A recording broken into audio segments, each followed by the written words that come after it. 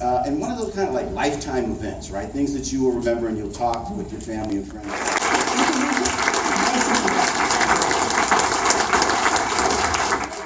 He had 2 jobs his whole life, and on weekends he didn't work, and he played with us and played with us. And we knew we had the best dad in town, because we really did.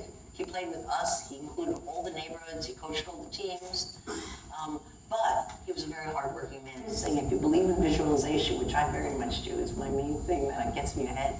But when I picked up that pink princess phone, I didn't say, "Good morning, the Corcoran Group," and that's what I named it, the Corcoran Group, because I figured if we were going to make it, we were going to have to stay together. But I was like, the Corcoran Group, that sounds so fancy. and I really saw myself as the queen of New York real estate, and that was the first thought I had. I'm going to be the queen of New York real estate, and but for somebody like me who couldn't do math, couldn't succeed in any traditional way, for me, I had a wild imagination.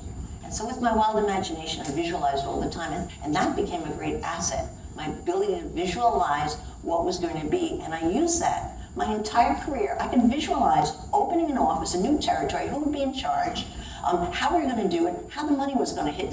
I could actually see that picture in my mind as though somebody just planted it there. You see me not succeed.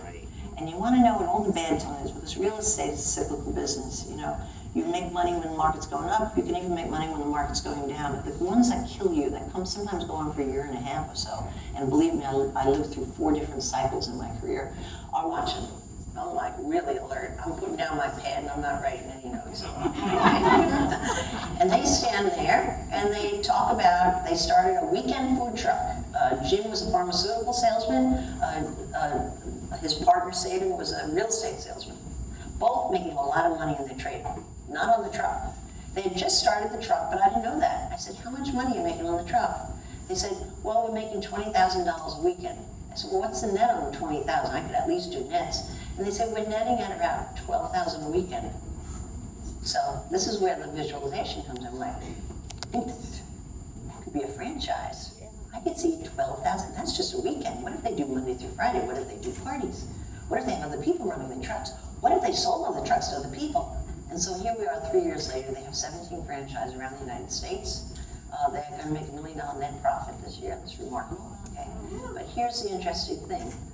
It had to make common sense. So that one number is about all I could handle, and it made common sense. They seem like the type. They're both great salespeople. And I'm telling you, every business, where do you live? He said, well, actually, I'm an actor. I'm living over in Brooklyn. I said, where are you living in Brooklyn? He says, Park Slope. It's not very nice. Everybody knows Park Slope's gorgeous, right? It wasn't then. Park Slope is not very nice, but with rocket science, no, but it was a good tip. Because I understood that the creative community moves into an area first because they don't have much money, they're dreaming, they want to be somebody else. In my whole career, everything that was my worst flip-flop, belly flop, was indeed my single best upside. And I really believe that that's just a good luck of failure. You just kind of, if you hang in there, you're going to see something else that's going to work out great, you know? Yeah, that's great. So a couple of our... He understands the technology space very well, and he understands numbers. And I don't understand technology, and I don't understand numbers, okay? And so we're natural bedfellows in that way, you know? In fact, okay? They're opposites, and that's what, opposites with great respect, and that's why they succeed so well.